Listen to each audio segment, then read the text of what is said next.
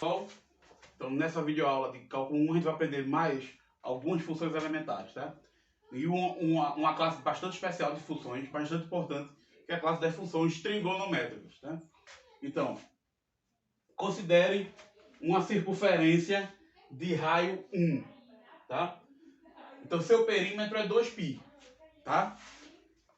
Então, quando a gente olha para a reta real, vamos pensar na reta real, a gente vai marcar o 0, 2π, 4π, menos 2π, menos 4π, e vamos imaginar que a gente coloca o ponto 0 aqui, a reta está aqui verticalmente, e começa a enrolar a reta sobre a circunferência. Então, quando a gente pegar essa reta aqui e enrolar, o 0 está aqui, o 2π vai vir parar aqui embaixo. Assim como o 4π também vai vir parar nesse ponto. Do mesmo modo, quando a gente começar a enrolar essa parte, vai começar a enrolar no sentido oposto. O menos 2π vai vir para aqui, o menos 4π também vai vir para aqui, porque o comprimento, o perímetro da circunferência é 2π. Tá? Então, cada intervalozinho, começando no 0, que foi onde a gente botou o ponto, de comprimento 2π, vai completar a volta na circunferência, tanto no sentido anti-horário quanto no sentido horário. Tá? No sentido anti-horário é o sentido positivo, no sentido horário é o sentido negativo. Tá bom? Então, isso permite a cada número real associar um ponto sobre a circunferência. Então, dado um t real, existe um único ponto na circunferência que quando eu começo a enrolar, o t vai parar ali. E é claro, esse ponto na circunferência recebe infinitos t.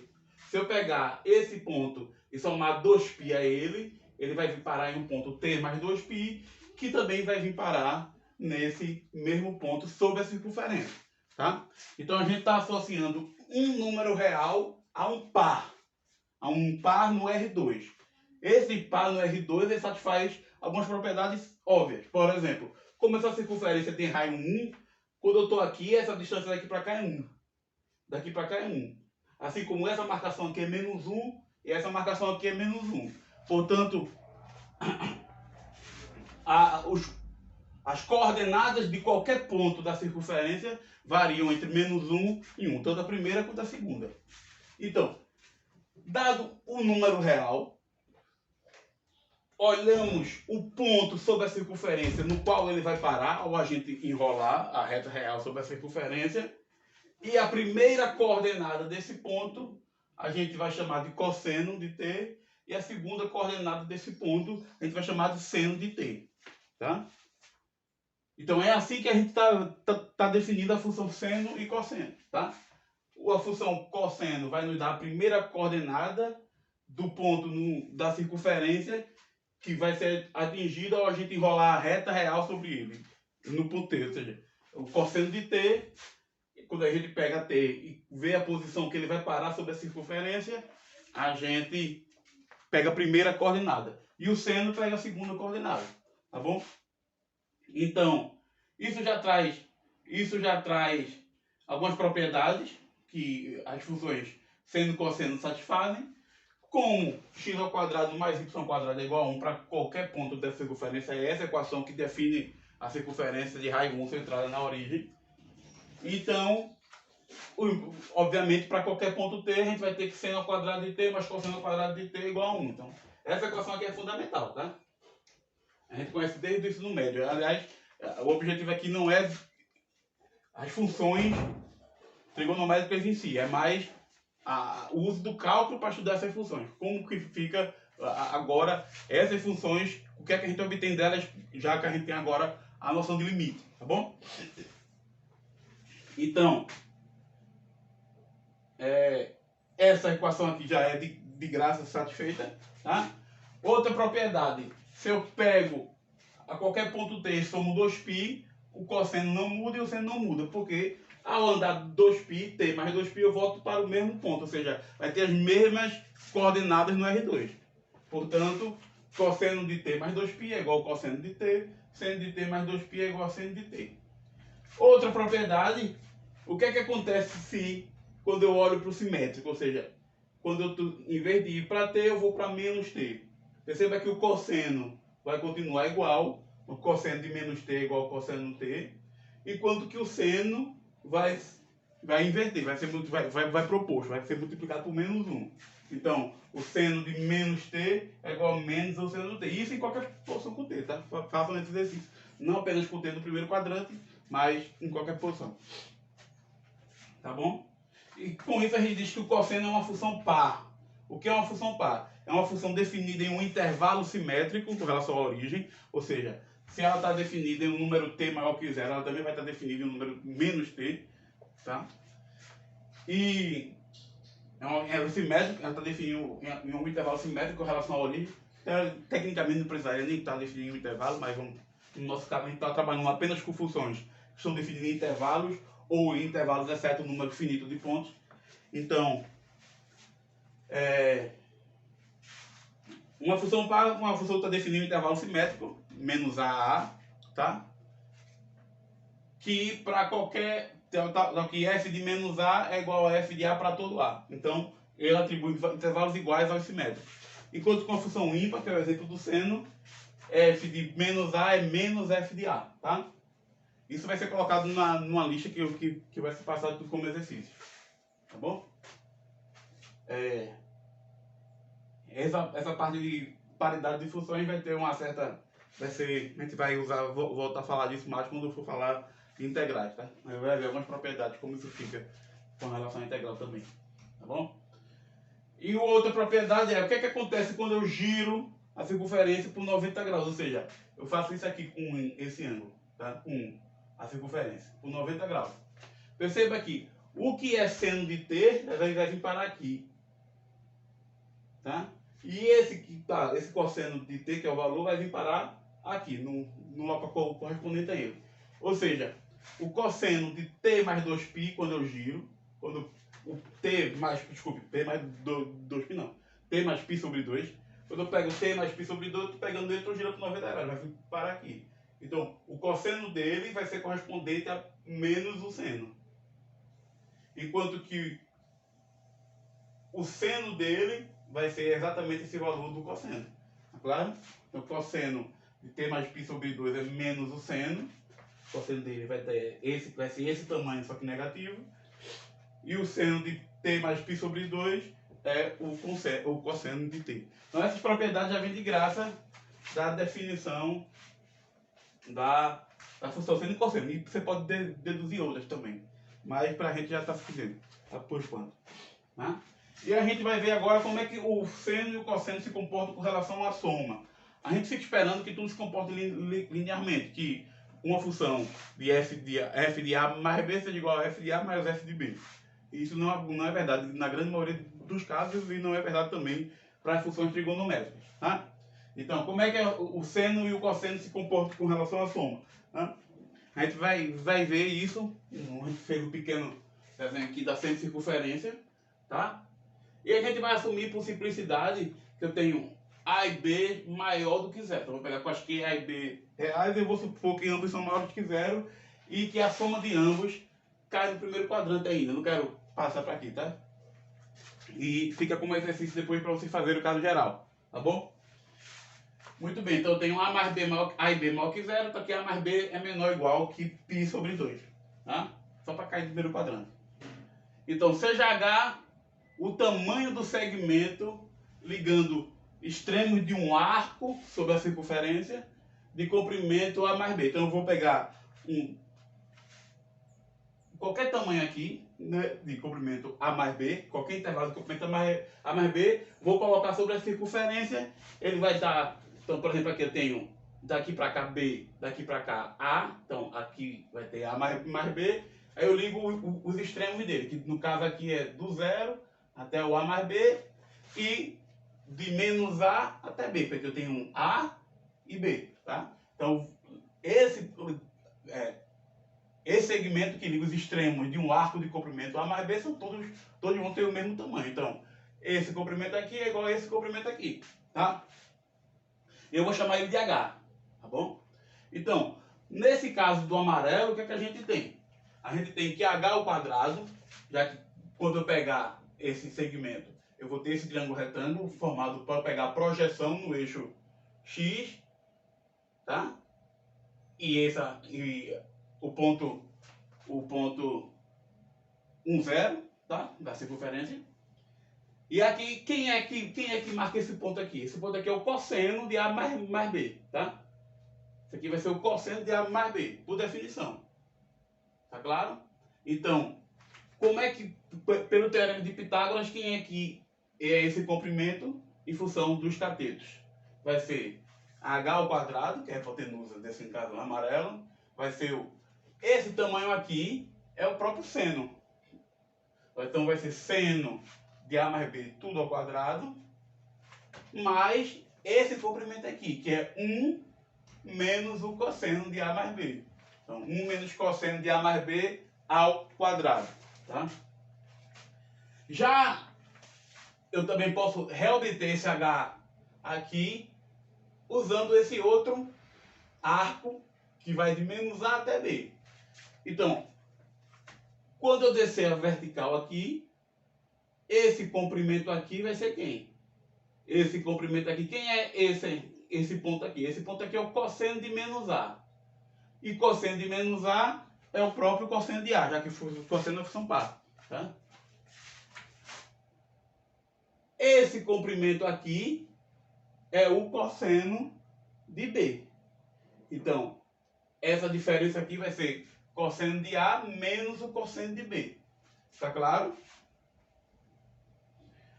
Enquanto esse outro cateto aqui vai ser seno de B mais o seno de A. Por quê? Porque esse aqui, esse tamanho aqui, essa marcação aqui é seno de menos A, que é menos seno de A. Só que eu quero o comprimento. Então isso aqui vai ser menos seno de A. Tá? Então, seno de B mais o seno de A ao quadrado. H ao quadrado vai ser o seno de B mais o seno de A ao quadrado, mais cosseno de A menos o cosseno de B ao quadrado. Tá? Dessa primeira equação, a gente tem que H ao quadrado é 2 menos 2 cosseno de A mais B. Dessa segunda equação, a gente tem que H ao quadrado é 2 mais 2 seno de A, seno B, menos cosseno A, cosseno B. Igualando as duas, a gente obtém cosseno de A mais B é igual a cosseno A, cosseno B, menos seno A, seno B. Isso vale em geral. Vocês vão obter a mesma fórmula pegando um ponto em qualquer posição, tá? Façam isso pegando os triângulos correspondentes e adequados, tá? E aí fica como exercício vocês verificarem que seno de A mais B é seno A cosseno B mais seno B cosseno A. E como é que faz isso? É só vocês usarem a expressão para o cosseno e a do seno, tá? E aqui transforma o seno de T mais π sobre 2 igual a cosseno de T. Usando essas equações e essa, você já obtém essa daqui. Do mesmo modo, você vai perceber que se eu pego menos, isso vai ficar mais aqui. Tá? E se eu, então, por quê? Porque cosseno de A menos B é cosseno de A mais menos B.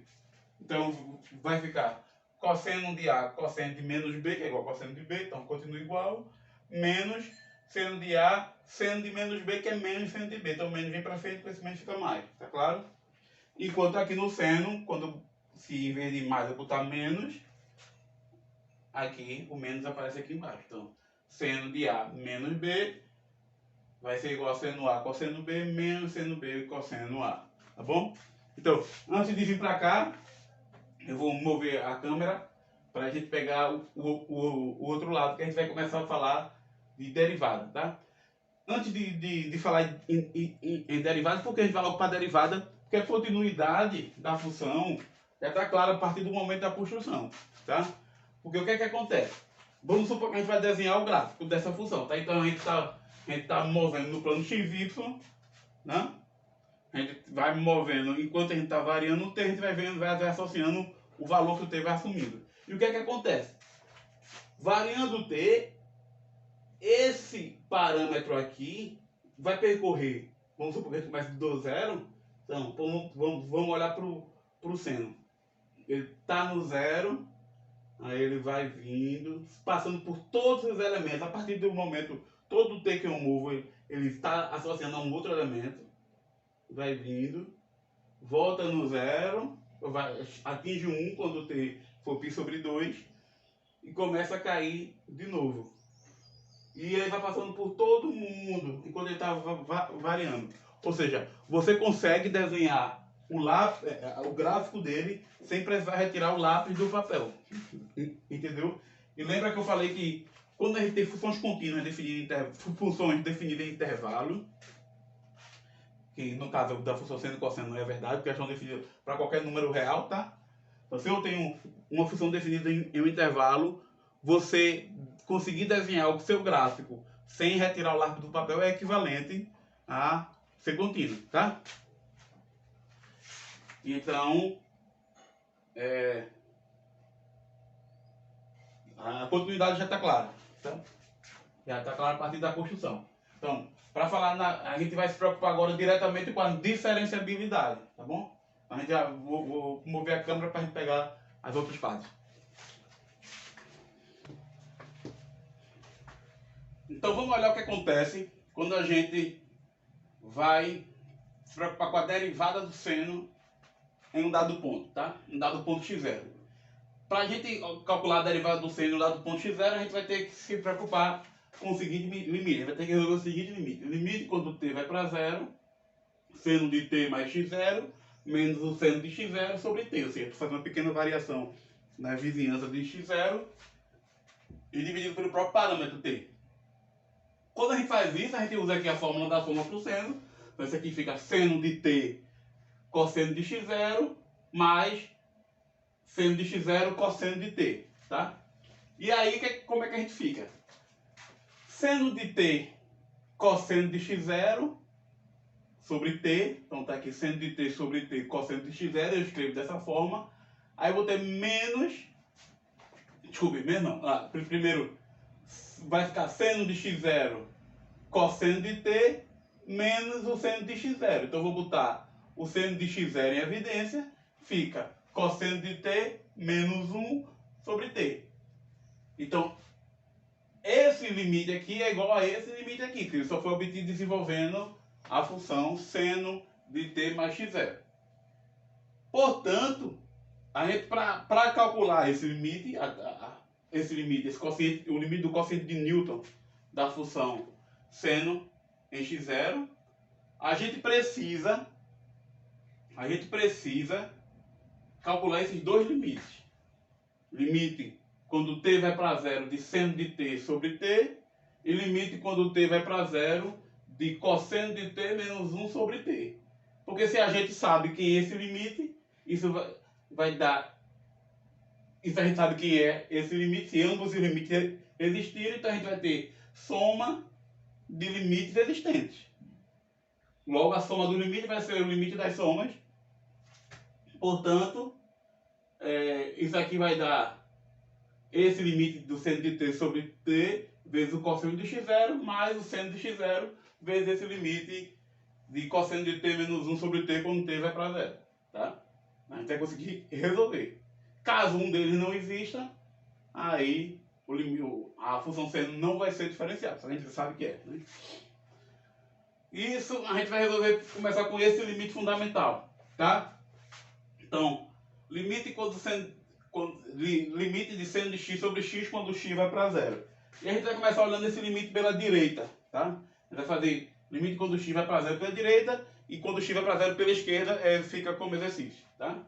Então o que é que acontece? É exatamente a mesma coisa. O que é que acontece? Suponha que eu estou olhando para valores de x próximo de 0 mais positivos, tá? Então vou ter aqui obviamente eu exagerei nele, né? Para poder fazer pelo menos alguma coisa. Então aqui eu tenho esse comprimento de arco aqui é x, eu andei ele, cheguei no x, estou no comprimento de arco x, tá bom? Aí o que é que eu vou fazer? Para estimar esse limite aqui, eu vou usar o teorema do confronto. Para usar esse teorema do confronto, eu vou fazer a seguinte construção geométrica. Eu percebo que essa altura aqui do x é o seno de x, que é essa altura daqui para aqui para baixo, certo? Por definição.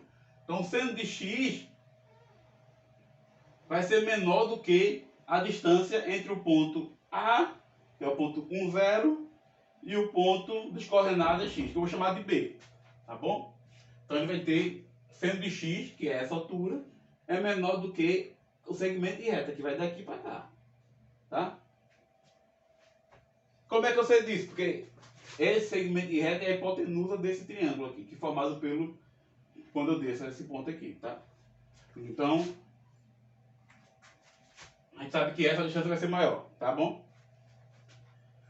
Outra coisa, tá? Quando eu traço agora a vertical aqui, que é a reta tangente à circunferência nesse ponto aqui, e traço agora a reta tangente ao ponto X, no caso ao ponto B, que é correspondente ao ponto X, na circunferência, aí marco aqui a intersecção, tá? Depois eu pego o segmento, passando por X, saindo da origem, e marco aqui D. O que é que eu vou ter? Tá? Eu vou ter que esse segmento AB é menor que o comprimento de arco, aqui, tá? Que é o próprio X, e o X é menor do que, em vez de eu seguir por esse arco, eu vir por essa reta e pegar por esse caminho aqui, maior. Tá? Só que AC mais CB, né, esse comprimento mais esse comprimento, é menor do que eu vim daqui para cá. Por quê? Porque aqui eu tenho de novo um triângulo retângulo com essa hipotenusa formado por esse tangente e essa reta, tá? E isso aqui vai ser a hipotenusa, que é maior do que esse cateto. Portanto, esse segmento AD é maior do que X, tá? E quem é AD? Olha, por semelhança de triângulo, AD, que é esse cara daqui, é igual a ele dividido por 1, tá? Que por semelhança de triângulos é igual a seno de x dividido por cosseno de x. Seno de x dividido por cosseno de x. Com isso, eu tenho 1, para x tendendo a 0 pela direita, eu tenho 1, sendo, quando eu dividir tudo por x, por seno de x, vai ficar 1 menor do que x sobre seno de x, menor do que 1 sobre cosseno de x.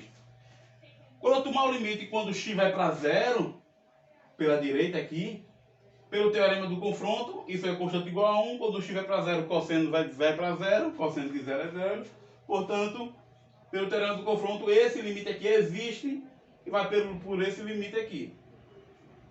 O cosseno de 0 é 1. Quando x vai para 0, o cosseno de 0 é 1, portanto, esse limite de dentro vai ser igual ao limite que vai ser confrontado pelo limite de fora, que vai dar 1, tá? Então, o limite de dentro existe é 1. Então, o limite, quando o x vai para 0 pela direita, de x sobre seno de x é igual a 1. Portanto, o limite de seno de x sobre x é igual ao limite de 1 sobre x sobre seno de x, que é igual a 1, porque o limite do cosseno é o cosseno do limite, desde que o limite do denominador não se anule. Tá claro? Então, o limite quando o x vai para a direita, de seno de x sobre x é igual a 1. Esse espaço aqui de uso de limite, vocês têm que estar craque nisso. Tá? Então, é papel de vocês conhecer todos os passos. Todos os argumentos de relação ao limite de produto, do quociente que está sendo usado aqui, tem que ficar claro na cabeça de vocês. Estudem. Tá? Muito bem. Então, vai ficar como exercício também vocês verificarem que a esquerda dá o mesmo resultado, portanto, o limite à direita é igual ao limite à esquerda, o limite existe e é igual a 1. Limite de seno de x sobre x, quando x tende a 0 é 1. Portanto, esse limite aqui é 1. Tá bom? E o outro limite? Limite quando x vai para 0 de cosseno de x menos 1 sobre x. O que é que eu faço? Eu multiplico em cima e embaixo por cosseno de x mais 1. Como o cosseno é uma função que varia de menos 1 a 1, cosseno de x mais 1 só daria 0 para x igual a π, ou um múltiplo, um múltiplo ímpar de π. Porque aí o cosseno vai ter esse sinal negativo, tá? Então, como eu estou tomando o limite quando x tende a 0 pela direita, os valores de x são suficientemente pequenos, portanto, esse cara daqui não se anula, tá? Cosseno de x mais 1. Então, eu posso multiplicar em cima e embaixo por e, porque isso aí eu estou multiplicando por 1. Só que quando eu faço isso, em cima eu vou ficar com cosseno ao quadrado de x menos 1. Embaixo eu fico com x, cosseno de x mais 1. Cosseno ao quadrado de x menos 1 é menos o seno ao quadrado de x. Por quê? Porque seno ao quadrado mais cosseno ao quadrado é igual a 1. Tá? Então, menos o seno ao quadrado de x sobre x cosseno de x mais 1. Isso quando o x vai para zero. Como é que eu vou separar esse limite? Eu separo ele seno de x sobre x vezes menos seno de x sobre cosseno de x mais 1. Um desses limites existe, ambos os limites existem. O primeiro vai dar 1, como a gente já viu, e o segundo vai dar 0, porque fica menos o seno de x sobre cosseno de x mais 1. Quando o x vai para 0, o seno vai para 0, o cosseno vai para 1, embaixo vai para 2. Então, ambos os limites existem, o limite do produto é o produto dos limites, como um dos limites é 0, o produto é 0. Tá bom? Portanto, a derivada do seno é o cosseno e a derivada do cosseno é menos o seno. Isso aqui fica como exercício, tá? Vocês vão fazer, vocês vão ver que na do cosseno também aparece os mesmos limites fundamentais. Não vão aparecer novos limites fundamentais não, tá? Também isso aqui fica como exercício. E aí, com isso a gente conclui que as funções seno e cosseno são diferenciáveis em todos os números reais. Tá claro? Além das funções trigonométricas seno e cosseno, sim, pesquise gráficos, tá? São funções já conhecidas desde o ensino médio, tá? Se você ainda não tem familiaridade com os gráficos, ainda tem alguma dificuldade de conhecer o gráfico da função seno e cosseno, a hora é essa. Vai atrás, tem um bocado de exemplo, um bocado de livro, na Wikipedia tem um bocado de vídeo falando sobre, não, perdão, desculpa, no YouTube, um bocado de vídeo falando sobre funções trigonométricas, então aproveita aí a ferramenta. Uma outra função que eu quero tratar agora é a função tangente, que é constituída, que é dada por seno de x sobre o cosseno de x, quando o cosseno de x não se anula. Ou seja, quando x é diferente de um múltiplo ímpar, de um inteiro ímpar, de π sobre 2. Tá bom? Lembrando que inteiro par de π sobre 2 vai dar um múltiplo inteiro de π. Tá? O cosseno não se anula. Então, quando a gente olha essa função, a função tangente está definida para todo número real diferente de inteiro ímpar de π sobre 2, tá bom? Então ela vai ser contínua, porque ela é um quociente de funções contínuas, onde o denominador não se anula. E aí como é que eu sei disso? Como é que eu sei que é contínua? Que para qualquer ponto, o limite quando o x vai... aquele ponto vai ser o limite da função do numerador com o limite da função do denominador. No caso, seno e cosseno. Tá? Então são funções contínuas. O limite é uma função contínua. O limite quando o x tende a π sobre 2 pela esquerda dá mais infinito, ou seja, quando eu estou me aproximando aqui a função vai para mais infinito. O limite quando o x tende a menos π sobre 2 pela direita vai dar menos infinito. E isso se repete, tá? Essa função, quando eu olho para o intervalo menos π, menos 3π sobre 2, menos π sobre 2, vai ter também a mesma cara da função, assim como quando eu olho do intervalo aberto, né? π sobre 2 até 3π sobre 2 também vai ter a mesma cara, então ela sai se copiando, tá? A função seno e cosseno são periódicas de período 2π. Esse comportamento é reproduzido aqui também na função tangente, tá bom? Também é periódica de período 2π. Só que a função seno e cosseno está definida para todo número real, enquanto a tangente não, está definida para qualquer número diferente de inteiro ímpar de π sobre 2. Pelo teorema do valor intermediário, a função tangente é sobrejetiva, porque quando o x vai para π sobre 2 pela direita, vai para mais infinito, quando o x vai para menos π sobre 2 pela esquerda, vai para menos infinito. Então eu tenho uma função sobrejetiva e contínua. A gente vai ver que, na verdade, ela é mais do que isso. Ela também é injetiva, e a gente vai ver isso quando a gente tiver já falado do teorema do valor médio, vai ser uma das aplicações, a questão de análise de função crescente e decrescente, conhecendo o final da derivada. E ela vai ser uma bijeção contínua, cuja inversa também é contínua. A função arctangente também é contínua. Tá? Então é o que a gente chama de homeomorfismo. Ela faz um homeomorfismo entre intervalo aberto menos π sobre 2, π sobre 2 e a regra toda. Tá?